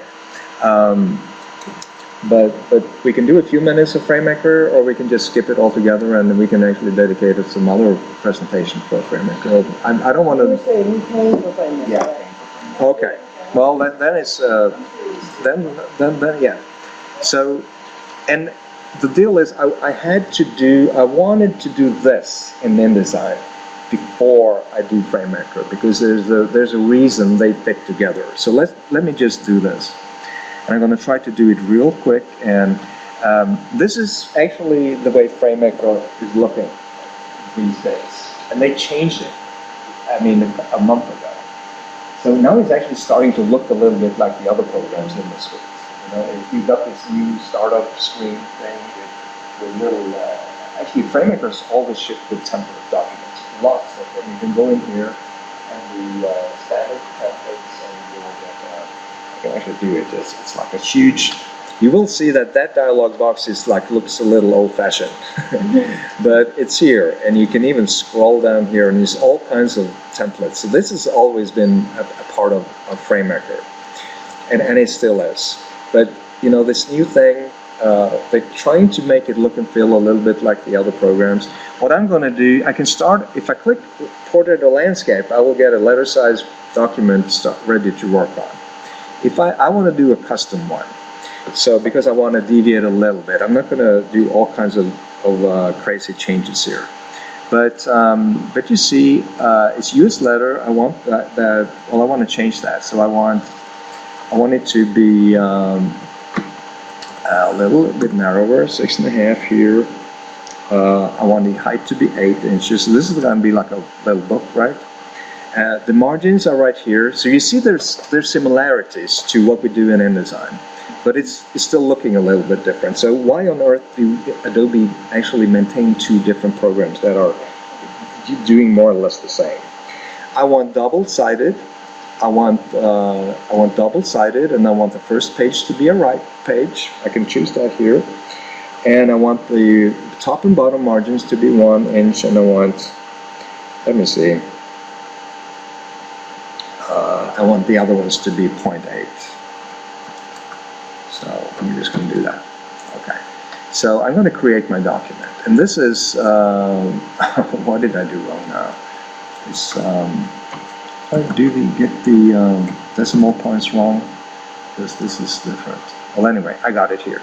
So, behold, here is actually FrameMaker. And I'm going to even remove this graphics toolbar, because we usually do, you see the toolbar over there to the left? It looks a little bit like InDesign, but it's actually not part of an everyday thing you use in FrameMaker. So FrameMaker is a specialized software to create huge technical manuals and documentation, and that's it. You would not use FrameMaker for a poster or a business card or anything like that. You can, and some people do, but that's not what it's made for. It's two flavors or two user interfaces. If I go here to preferences, you will see that you select here between FrameMaker and structured FrameMaker. Structured FrameMaker is completely different, and if the user interface changes, it means you will not be working with design at all. You will just be working with contents and the structure of contents. It can be linked to databases, and it will be XML-based workflow that will actually update. Think the user's manual for a Boeing 777. It's a couple of things that needs to be put in that book. It's thousands and thousands and thousands of pages, and they need to be updated continuously, right? So that's when you use structured FrameMaker. I'm not into structured, but I like FrameMaker for other reasons, because it has a lot of functions. So I'm going to leave it here at the setting in FrameMaker. But you see the menus will change, and the look and feel of the panels over here will change if you do that. And the way you work is also different. But in this case, I just want to have my document. And I'm going to add some text in here, and I'm not going to grab it from I'm not going to grab it from InDesign. I'm going to grab it here from a different document. This is just a document with lots and lots of text. I'm going to copy it here, close that document again, and click in here and save. And by the way, you see that there's only one page. In its core, it works a little bit more like Microsoft Word than it does resemble InDesign. So if I paste that text here now, you see there will be added pages. It's a considerable text, quite long text, right? So I have all the contents in here. And I just made a big point of InDesign that it doesn't have a set of predefined paragraph style. Look at the paragraph catalog. That's the paragraph style catalog in Framemaker. It comes with a set of predefined styles. And, you know, that is such a great help. You can start using them, and you can redefine them, and you don't really have to think about it. They will always be here. Heading 1, heading 2, number list, so-and-so, body type, they're all there. What you can do is, yes, question?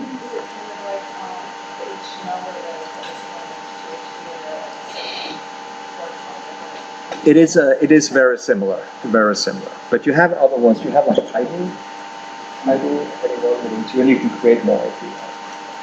But anyway, let me just do this because, well, I'm going to continue here a little bit because let me just, I want a headline here. I didn't get my headline. So this is going to be chapter 1, colon, and it's going to be, it doesn't really, I don't have to follow the manuscript, but I can do it anyway. It should be planning for commercial. It's not right. You got spell check here as well, so I can use that. Printing. Okay, and that I want that to be title over here, right? So I can just apply these styles, and they're already here. I can click here, and you see, even at the status line at the bottom left, it will display the style that you're currently using. Okay. Bottom left here is body here, and it will actually display and it will even highlight it here if you have this panel open. Now, Framemaker users come in 2 categories. You have Framemakers, Framemaker users, and then you have framers. You know, the guys who actually set it up and make it work. It's a little nerdy. It's a little different. Everything here is different from like InDesign. They call the panels for pods. You know, the styles are called formats or tags.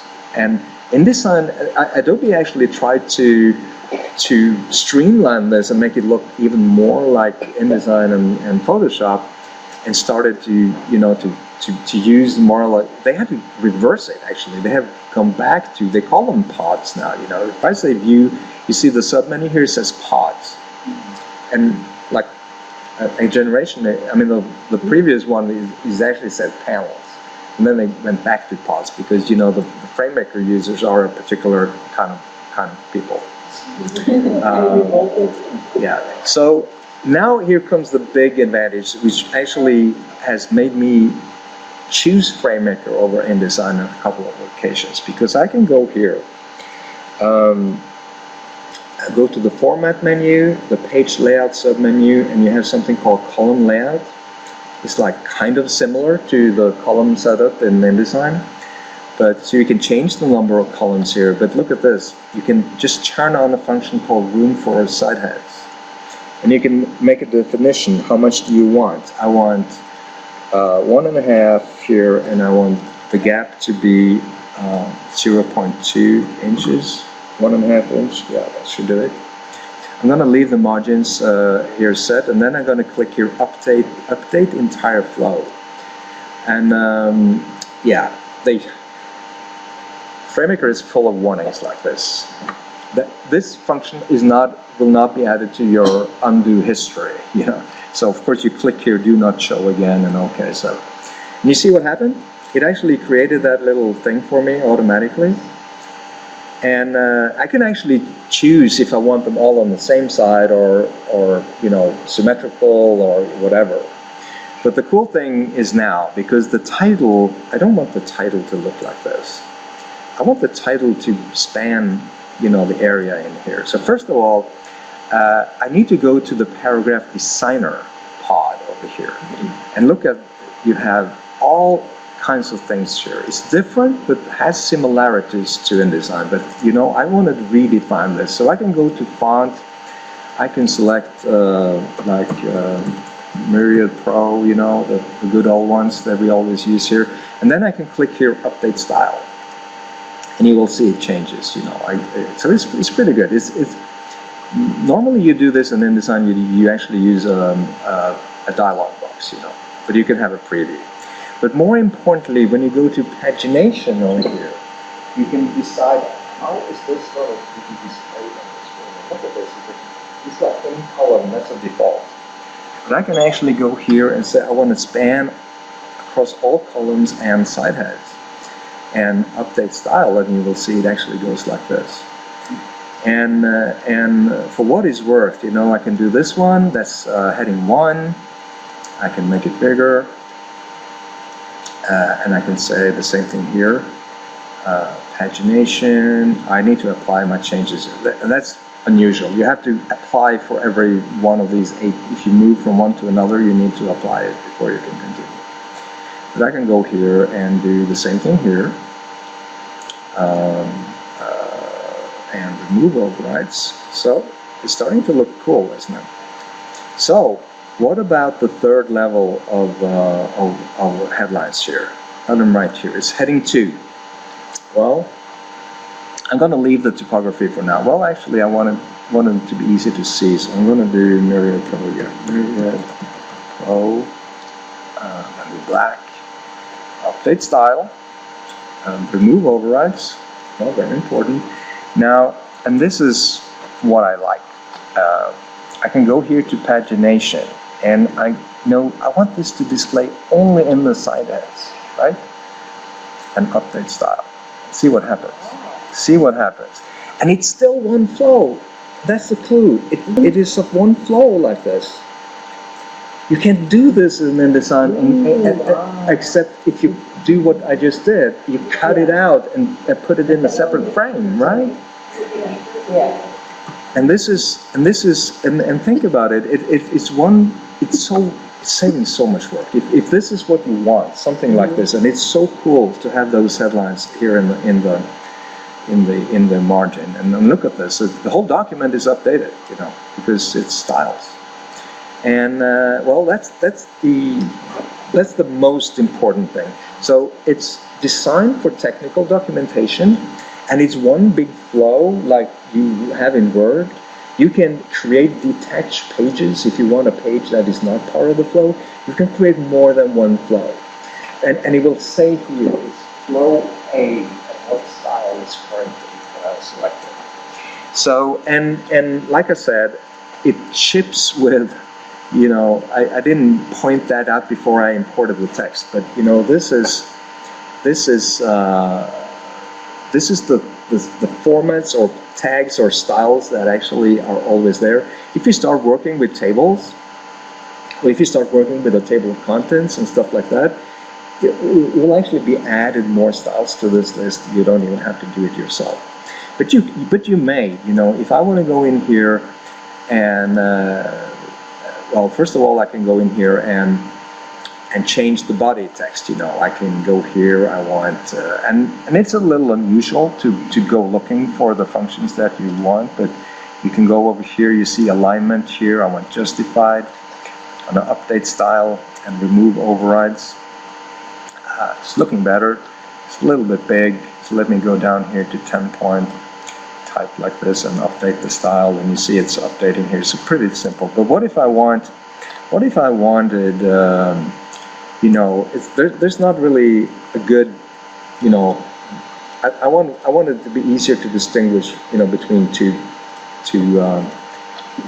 paragraphs. So I want that, I want that indent that like similar to what we had in InDesign. So I'm going to add it here. How much? Like 0.125, is that it? See, I got this little indent, little 1.2.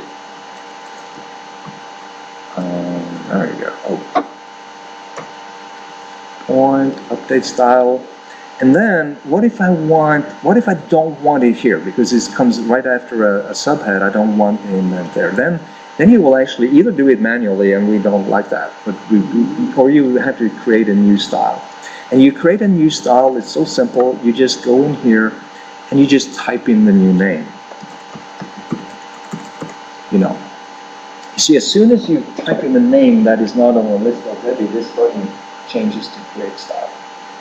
So I can do that. I can make changes first. I can put this back to 0, and then I can do create style, and it's automatically applied here. So I will have to flip through here. You know, well, do I want them here or not? Probably not. In that case, I will go here and just apply that new one. You know, knowing that wherever, but especially here, right? So it's straightforward. It's a lot of things are actually easier to accomplish than of InDesign, and nobody who knows me will ever believe that I would ever say something like that. But this is, you know, I want this in InDesign, but it's simple. I want this thing here. So it sounds like Framemaker is what you use it. Design's less of a concern. Yeah. But page number, the amount of content. Yeah, really long Yeah. documents. Yeah, especially for long documents. And I can tell you this because I knew InDesign before I even knew much about Framemaker. But in InDesign, you have the book function, you have cross-references, even the table of contents. Right. It's all a rip-off from functions that are here. Okay. Yeah, so they were here first. A table of contents also? Yes, Okay. and the book function very similar. But one area where Framemaker beats everything out of InDesign is about numbering schemes for titles, and it's right over here. I don't really have a document set up for showing that right now, but if I go to the paragraph designer and you go to numbering here, this thing where you want to auto number paragraphs and the building blocks you have to actually create a very, very solid numbering scheme, it runs in circles around the similar function of InDesign. And well, I don't have any documents prepared for it. You can actually, and I want to say this: you can download a Framemaker and use it for 30 days for free, like with every other program. Is it not as a part of Facebook? No. You said it was a different suite. It's a different suite. You can buy it standalone or a part of the technical documentation suite, which is right here. It's called Adobe Technical Communication Suite 2017 release. That's the one we're using right now. And you can do a free trial. Just real quick to Yeah. put one just going to a certain web page. I found one that's about 3 years old, but it still has good info. So if you just go to a browser for them. Yeah. Absolutely. And this is a good also website in general for InDesign. InDesignSecrets.com. Yeah. Then the article better dash Framemaker dash InDesign.php. Do you think I can type all that correctly? And InDesign Secrets is the coolest place for everything in design. And use InDesign, there we go. And scroll down a bit, there's a side-by-side description. Oh, that's cool. I didn't know they did this. This is cool. This is from 2013, really stuff. Oh, it's even better now. Well, that's cool. Cool tip. Did you all get that? Well, you can go to InDesignSecrets.com and then you can search for Framemaker. It'll probably pop right up. If you search InDesign versus Framemaker, it's going to pop up. Yeah. Yeah, that's how I So I just pulled up pulled out one of the templates here from Framemaker, and that will actually be the conclusion, I guess, of my presentation today. But anyway, that's the cool thing about these templates in Framemaker. You can actually, and this is a template, but you can choose when you select it. Do you want to open up the template, or do you want to see an example? This is the example event we put some examples. so you can review it before you start using it. But it shows some of that numbering system, that you have multi-level numbering, and the way you can go in here and build, use the building blocks for every, you build it up like this, and you can have different counters, different series of numbers and stuff like that. So, well, I hope you got something out of the FrameMaker part over here. Yeah. But this was what I had planned to show, and what I plan to do after that is, and I know I don't need to conclude now because we're running out of time, but my big master plan was, okay, so I'm stuck with InDesign. So what if I really want to, I want this quote to be out here, and I want the flow to be intact. I don't want to cut it and paste it. I'm not going to, what can you do? And of course, I do have a lot of time on my hands. It may seem sometimes, because I sit down and do stuff like this. But I managed to do this, and it looks like this. And it's actually still a flow. So I should probably sell this function to somebody, because I did, like here, what I do here, I select the quote and the following paragraph. I right click on the quote split to, and I do apply this style and then use the next style, so it would actually apply a style to the following paragraph as well, a different one. And then it looks like this, but of course it doesn't look very good when one is longer than the other, so I'm gonna shorten this a little bit. Yeah. So the way to accomplish this in InDesign, and I just did it because I was envious on, FrameMaker. I want this FrameMaker thing, and I don't want to split the flow. I want it to be like this. So that split paragraph. And I go here, and and I'm cheating. It isn't. I'm not really doing it. I'm just cheating, right? So here again, what I'm doing here, I'm using this split. The split and span functions in InDesign. No. There's a split and span. And look at this. Yeah. So in this case, you're using splits. And I'm cheating because there's no way to use the split function without making both columns the same way. So I'm cheating. My text string is all the way out here. I'm using an indent just to make this one work. And then, if you look closer, I'm actually, for both this paragraph and the next body type, you need to turn on the split function, which is, where is it now? It's usually here in the, paragraph, here, right here, split to, see, splitting the text into two. It's cheating, it's not really functioning, but it looks nice, and it's a nice thing to show. But that's as close as I have got to actually accomplishing this. This is if I want something like this can be easily be accomplished as long as the text you want in the sidebar is like one line. You can do like this, because this is just indentation, just regular indentation. Yeah.